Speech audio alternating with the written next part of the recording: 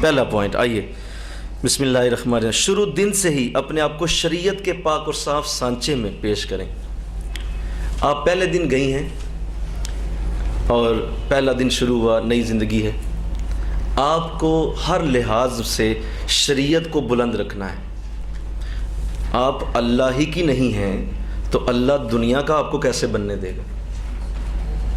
آپ 5 وقت کی نماز سے ہی چور ہیں، آپ اللہ کے حکموں کی ہی نافرمانی کرتی ہیں، آپ رسول کو ہی ناراض کر بیٹھی ہیں، تو بتائیں دنیا دار قسم کے لوگ تو آپ کی جسے کہتے ہیں نا کہ ہڈی پسلی ایک کر دیں گے، کیونکہ اللہ کا جو نہیں ہے اللہ اس کو دنیا کا بھی نہیں بننے دیتا۔ تو پہلے دن سے شریعت کا سانچہ آپ کے پاس ہونا چاہیے۔ نماز کا وقت ہے، نماز پڑھیے، روزے کا وقت ہے، روزہ رکھیے، شریعت کو ہر لحاظ سے بلند رکھیے۔ اس گھر میں آتے ہی انہیں فیل ہو کہ یہ بچی 5 وقت کی نمازی ہے، شریعت کی پابند ہے۔ یہ ہے پہلا بہو کا فرض، اور اس نے اپنے آپ کو ہر حالت میں شریعت کو بلند رکھ کے دکھانا ہے، اور شریعت کا سانچہ اس کے لیے سب سے بہتر ہے۔ جب وہ اللہ رسول کے معاملات کی حفاظت کرے گی تو انشاءاللہ اللہ اس کی عزت کی حفاظت وہاں شروع کر دے گا۔ لوگ اس سے پیار کریں گے، محبت کریں گے، کیونکہ اللہ تعالیٰ کا یہ اصول ہی نہیں کہ وہ اپنے بندوں کی بے عزتی ہونے دے۔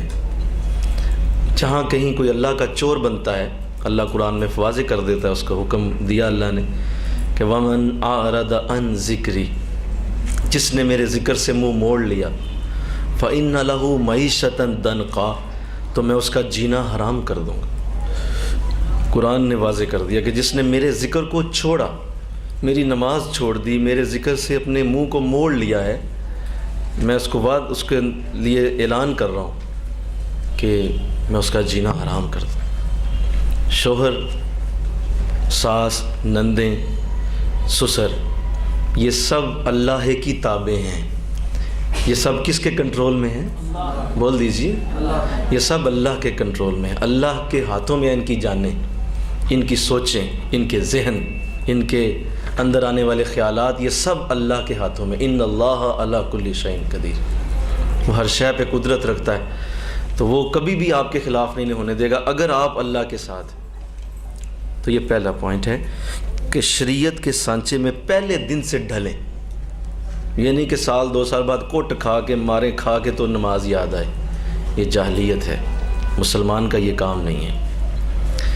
مجھے اکثر ایک بندہ پوچھنے لگا کہ کئی لوگ پوچھتے ہیں، تو مجھے کہنے لگا کہ جی نماز کا کچھ بتا دیں، میں نماز کی پابندی نہیں کر پاتا ہوں، تو آپ کو مجھے کوئی نصیحت کریں، شاید آپ کی زبان میں اثر ہو تو میں نمازی ہو جاؤں۔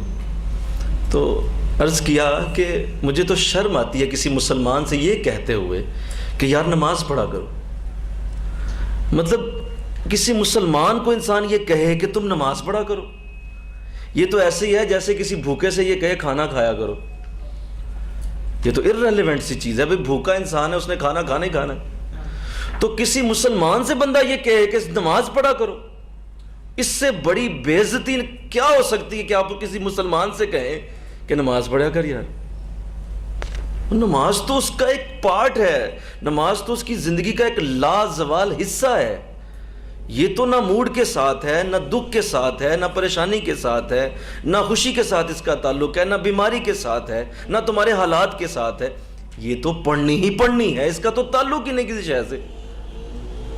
تو میں نے کہا مجھے تو شرم آتی ہے میں کسی بندے سے یہ کہوں کہ نماز پڑھا کرو، بنتا نہیں ہے۔ اسلام، مسلمان بندہ، حق الاسلام نے فرمایا کافر اور مومن کے درمیان فرق نماز کا ہے۔